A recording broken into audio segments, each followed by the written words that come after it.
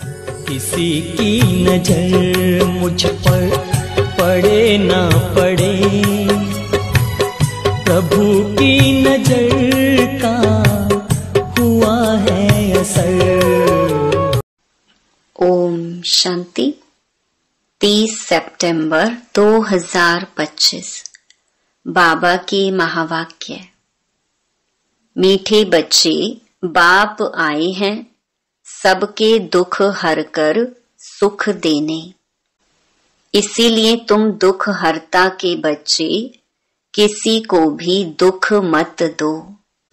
प्रश्न, ऊंच पद पाने वाले बच्चों की मुख्य निशानी क्या होगी?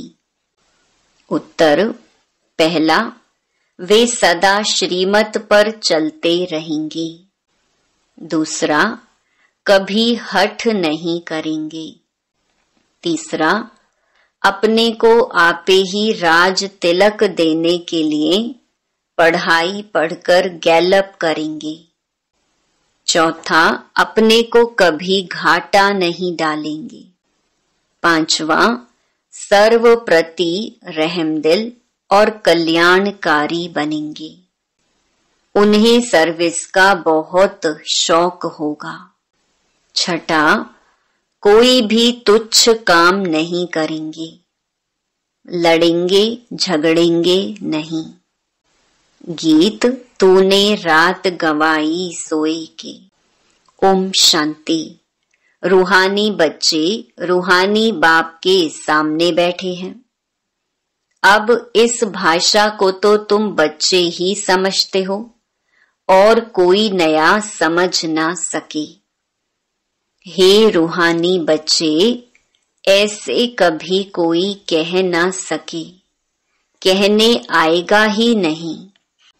तुम जानते हो हम रूहानी बाप के सामने बैठे हैं, जिस बाप को यथार्थ रीति कोई भी जानते नहीं। भल अपने को भाई भाई भी समझते हैं। हम सब आत्माएं हैं। बाप एक है, परंतु यथार्थ रीति नहीं जानते। जब तक सम्मुख आकर समझे नहीं, तब तक समझे भी कैसे? तुम भी जब सम्मुख आते हो तब समझते हो। तुम हो ब्राह्मण ब्राह्मणियां। तुम्हारा सरनेम ही है ब्रह्मा वंशी ब्रह्मा कुमार कुमारियां। शिव की तो सब आत्माएं हैं। तुमको शिव कुमार व शिव कुमारी नहीं कहेंगे। यह अक्षर रॉन्ग हो जाता। कुमार हो तो कुमारी भी हो। शिव की सब आत्माएं हैं। कुमार कुमारी तब कहा जाता जब मनुष्य के बच्चे बनते हैं। शिव के बच्चे तो निराकारी आत्माएं हैं ही। मूल वतन में सब आत्माएं ही रहती हैं, जिनको सालीग्राम कहा जाता है। यहाँ आते हैं तो फिर कुमार और कुमारियां बनते हैं जिस्मानी। वास्तव में तुम हो कुमार शिव बाबा के बच्चे। कुमारियां और कुमार तब बनते जब शरीर में आते हो। तुम बीके हो, इसीलिए भाई बहन कहलाते हो। अभी इस समय तुमको नॉलेज मिली है।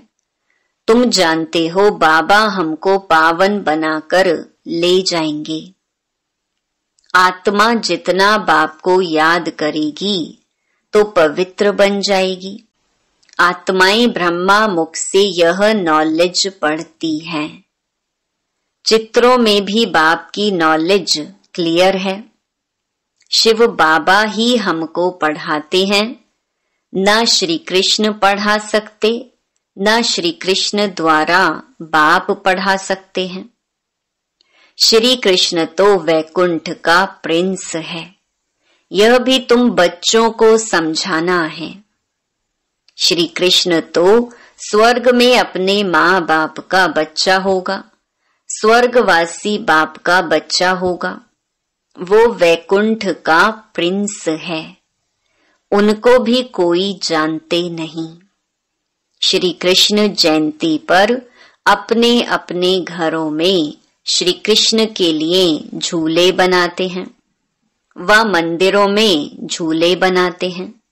माताएं जाकर गोलक में पैसे डालती हैं, पूजा करती हैं।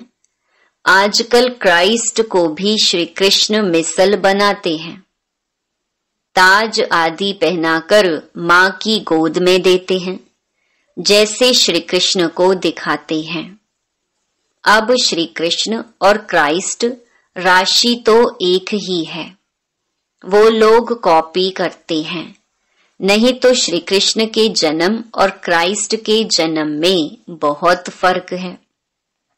क्राइस्ट का जन्म कोई छोटे बच्चे के रूप में नहीं होता है।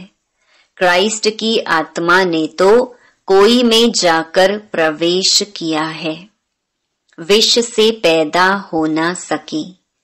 आगे क्राइस्ट को कभी छोटा बच्चा नहीं दिखाते थे, क्रॉस पर दिखाते थे। यह अभी दिखाते हैं। बच्चे जानते हैं धर्म स्थापक को कोई ऐसे मार ना सके। तो किसको मारा? जिसमें प्रवेश किया उनको दुख मिला। सतो प्रधान आत्मा को दुख कैसे मिल सकता? उसने क्या कर्म किए जो इतने दुख भोगे? आत्मा ही सतो प्रधान अवस्था में आती है, सबका हिसाब किताब चुकतू होता है। इस समय बाप सबको पावन बनाते हैं, वहां से सतो प्रधान आत्मा आकर दुख भोग ना सके। आत्मा ही भोगती है ना। आत्मा शरीर में है तो दुख होता है। मुझे दर्द है, यह किसने कहा? इस शरीर में कोई रहने वाला है। वह कहते हैं परमात्मा अंदर है, तो ऐसे थोड़े ही कहेंगे हमको दुख है। सर्व में परमात्मा विराजमान है, तो परमात्मा कैसे दुख भोगेगा? यह आत्मा पुकारती है, हे परम पिता परमात्मा, हमारे दुख हरो। पारलौकिक बाप को ही आत्मा पुकारती है। अभी तुम जानते हो बाप आया हुआ है, दुख हरने की युक्ति बता रही है। आत्मा शरीर के साथ ही एवर हेल्दी वेल्दी बनती है। मूल वतन में तो हेल्दी वेल्दी नहीं कहेंगे, वहां कोई सृष्टि थोड़ी ही है, वहां तो है ही शांति। शांति स्वधर्म में टिके हुए हैं। अभी बाप आई हैं सबके दुख हरकर सुख देने। तो बच्चों को भी कहते हैं तुम मेरे बने हो, किसको दुख नहीं देना। यह लड़ाई का मैदान है, परंतु गुप्त, वह है प्रत्यक्ष। यह जो गायन है, युद्ध के मैदान में जो मरेंगे वह स्वर्ग में जाएंगे, उसका अर्थ भी समझाना पड़े। इस लड़ाई का महत्व देखो कितना है। बच्चे जानते हैं उस लड़ाई में मरने से कोई स्वर्ग में जा ना सके, परंतु गीता में भगवानुवाच है, उनको मानेंगे तो सही ना। भगवान ने किसको कहा? उस लड़ाई वालों को कहा या तुमको कहा? दोनों को कहा। उन्हों को भी समझाया जाता है, अपने को आत्मा समझ बाप को याद करो। यह सर्विस भी करनी है। अब तुम स्वर्ग में अगर जाना चाहते हो तो पुरुषार्थ करो। लड़ाई में तो सब धर्म वाले हैं, सिख भी हैं, वो तो सिख धर्म में ही जाएंगे।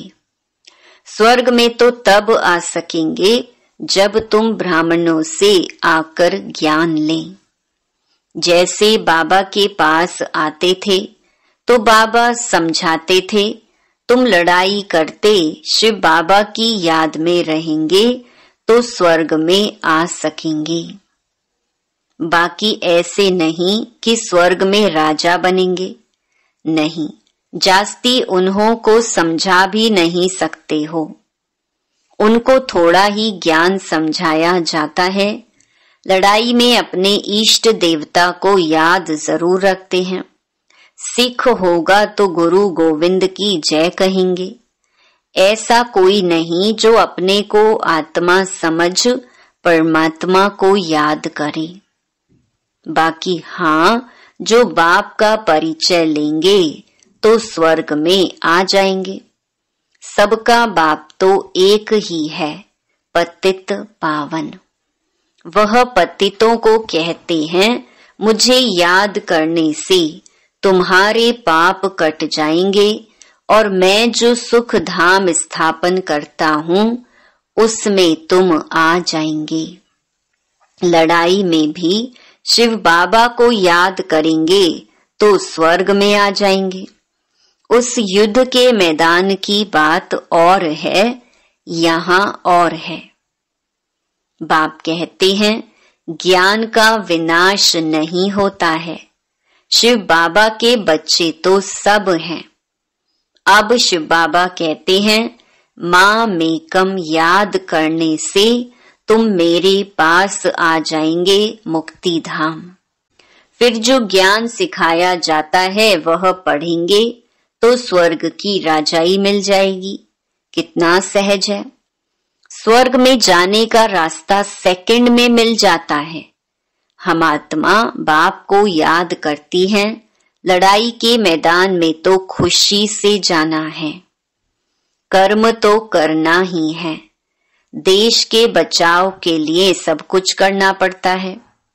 वहां तो है ही एक धर्म, मतभेद की कोई बात नहीं। यहाँ कितना मतभेद है। पानी पर, जमीन पर झगड़ा। पानी बंद कर देते हैं तो पत्थर मारने लग पड़ते हैं। एक दो को अनाज नहीं देते तो झगड़ा हो जाता है।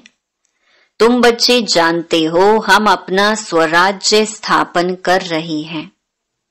पढ़ाई से राज्य पाते हैं। नई दुनिया जरूर स्थापन होनी है। नोंद है तो कितनी खुशी होनी चाहिए। कोई भी चीज में लड़ने झगड़ने की कोई बात नहीं। रहना भी बहुत साधारण है। बाबा ने समझाया है, तुम ससुर घर जाते हो इसीलिए अब वनवा में हो। सभी आत्माएं जाएंगी, शरीर थोड़े ही जाएंगे। शरीर का अभिमान भी छोड़ देना है। हम आत्मा हैं। 84 जन्म अब पूरे हुए हैं। जो भी भारतवासी हो, बोलो भारत स्वर्ग था, अब तो कलयुग है। कलयुग में अनेक धर्म हैं। सतयुग में एक ही धर्म था। भारत फिर से स्वर्ग बनना है। समझते भी हैं भगवान आया हुआ है। आगे चल भविष्यवाणी भी करते रहेंगे। वायुमंडल देखेंगे ना, तो बाप बच्चों को समझाते हैं, बाप तो सभी का है ना, सबका हक है। बाप कहते हैं, मैं आया हूँ और सबको कहता हूँ, माँ मेकम याद करो तो तुम्हारे विकर्म विनाश होंगे। अभी तो मनुष्य समझते हैं कभी भी लड़ाई हो सकती है। यह तो कल भी हो सकती है। लड़ाई जोर भरने में देरी थोड़ी लगती है। परंतु तुम बच्चे समझते हो, अभी हमारी राजधानी स्थापन हुई नहीं है, तो विनाश कैसे हो सकता है। अर्जुन बाप का पैगाम ही चारों तरफ कहाँ दिया है। पतित पावन बाप कहते हैं, मुझे याद करो तो विकर्म विनाश होंगे। यह पैगाम सबके कानों पर जाना चाहिए। भल लड़ाई लगे, बॉम्ब्स भी लग जाएं, परंतु तुमको निश्चय है कि हमारी राजधानी जरूर स्थापन होनी है, तब तक विनाश हो नहीं सकता। विश्व में शांति कहते हैं ना, विश्व में वॉर होगी तो विश्व को खत्म कर देंगे। यह है विश्वविद्यालय, सारे विश्व को तुम नॉलेज देते हो। एक ही बाप आकर सारे विश्व को पलटाते माना परिवर्तन करते हैं। वो लोग तो कल्प की आयु ही लाखों वर्ष कह देते हैं। तुम जानते हो इनकी आयु पूरे 5000 वर्ष है। कहते हैं क्राइस्ट से 3000 वर्ष पहले हेवन था। इस्लामी, बौद्धि आदि सबका हिसाब किताब निकालते हैं, उनसे पहले दूसरे कोई का नाम है नहीं। तुम अंगे अक्षरे बता सकते हो तो तुमको कितना नशा रहना चाहिए। झगड़े आदि की बात ही नहीं, झगड़ते वह हैं जो निधन के होते हैं। तुम अभी जो पुरुषार्थ करेंगे 21 जन्म के लिए प्रारब्ध बन जाएगी। लड़ेंगे झगड़ेंगे तो ऊंच पद भी नहीं मिलेगा, सजाएं भी खानी पड़ेंगी। कोई भी बात है, कुछ भी चाहिए तो बाप के पास आओ। गवर्नमेंट भी कहती है ना, तुम फैसला अपने हाथ में नहीं उठाओ। कोई कहते हैं हमको विलायत का बूट चाहिए। बाबा कहेंगे बच्चे अभी तो वनवा में हो, वहां तुमको बहुत माल मिलेंगे। बाप तो राइट ही समझाएंगे ना कि यह बात ठीक नहीं है। यहाँ तुम यह आश क्यों रखते हो? यहाँ तो बहुत सिंपल रहना चाहिए, नहीं तो देह अभिमान आ जाता है, इसमें अपनी नहीं चलानी होती है। बाबा जो कहे बीमारी आदि है, डॉक्टर आदि को भी बुलाते हैं। दवाई आदि से संभाल तो सबकी होती है, फिर भी हर बात में बाप बैठा है। श्रीमत तो श्रीमत है ना, निश्चय में विजय है। वो तो सब कुछ समझते हैं ना। बाप की राय पर चलने में ही कल्याण है, अपना भी कल्याण करना है। कोई को वर्थ पाउंड बना नहीं सकते हैं तो वर्थ नॉट अ पेनी ठहरे ना। पाउंड बनने लायक नहीं, यहाँ वैल्यू नहीं तो वहां भी वैल्यू नहीं रहेगी। सर्विसेबल बच्चों को सर्विस का कितना शौक रहता है, चक्कर लगाते रहते हैं। सर्विस नहीं करते तो उनको रहम दिल कल्याणकारी कुछ भी नहीं कहेंगे। बाबा को याद नहीं करते तो तुच्छ काम करते रहेंगे, पद भी तुच्छ पाएंगे। ऐसे नहीं, हमारा तो शिव बाबा से योग है, यह तो है ही बीके। शिव बाबा ब्रह्मा द्वारा ही ज्ञान दे सकते हैं। सिर्फ शिव बाबा को याद करेंगे तो मुरली कैसे सुनेंगे? फिर नतीजा क्या होगा? पढ़ेंगे नहीं तो पद क्या पाएंगे? यह भी जानते हैं सबकी तकदीर ऊंच नहीं बनती है। वहां भी तो नंबरवार पद होंगे। पवित्र तो सबको होना है। आत्मा पवित्र बनने बिगर शांति धाम जा नहीं सकती। बाप समझाते हैं तुम सबको यह ज्ञान सुनाते चलो। कोई भल अभी नहीं भी सुनते हैं, आगे चलकर जरूर सुनेंगे। अभी कितने भी विघ्न तूफान जोर से आए, तुम्हें डरना नहीं है, क्योंकि नए धर्म की स्थापना होती है ना। तुम गुप्त राजधानी स्थापन कर रहे हो। बाबा सर्विसेबल बच्चों को देखकर खुश होते हैं। तुम्हें अपने को आपे ही राज तिलक देना है। श्रीमत पर चलना है, इसमें अपना हठ चल ना सके। मुफ्त अपने को घाटे में नहीं डालना चाहिए।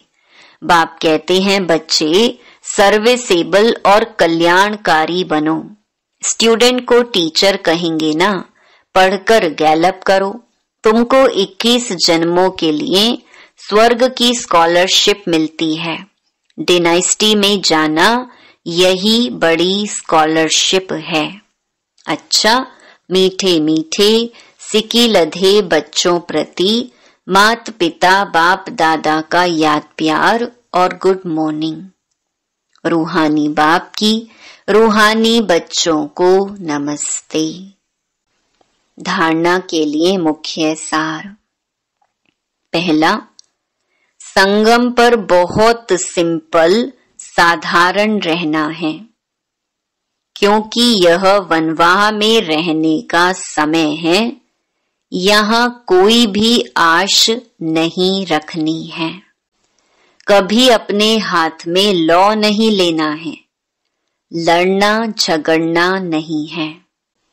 दूसरा, विनाश के पहले नई राजधानी स्थापन करने के लिए सबको बाप का पैगाम देना है कि बाप कहते हैं मुझे याद करो तो विकर्म विनाश हो और तुम पावन बनो।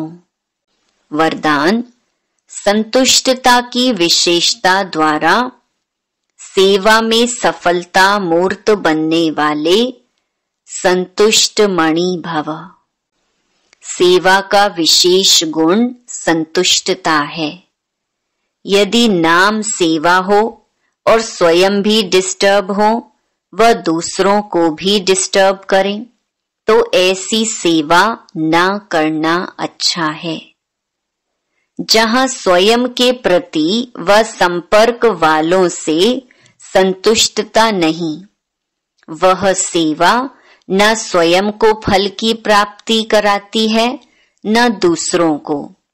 इसीलिए पहले एकांतवासी बन स्व परिवर्तन द्वारा संतुष्ट मणि का वरदान प्राप्त कर फिर सेवा में आओ, तब सफलता मूर्त बनेंगी। स्लोगन, विघ्नों रूपी पत्थर को तोड़ने में समय न गंवाकर उसे हाई जंप देकर पार करो। अव्यक्त इशारे, अब लगन की अग्नि को प्रज्वलित कर योग को ज्वाला रूप बनाओ। ज्वाला स्वरूप याद के लिए मन और बुद्धि दोनों को एक तो पावरफुल ब्रेक चाहिए और मोड़ने की भी शक्ति चाहिए। इससे बुद्धि की शक्ति व कोई भी एनर्जी वेस्ट ना होकर जमा होती जाएगी। जितनी जमा होगी उतना ही परखने की, निर्णय करने की शक्ति बढ़ेगी। इसके लिए अब संकल्पों का बिस्तर बंद करते चलो, अर्थात समेटने की शक्ति धारण करो। अच्छा, ओम शांति।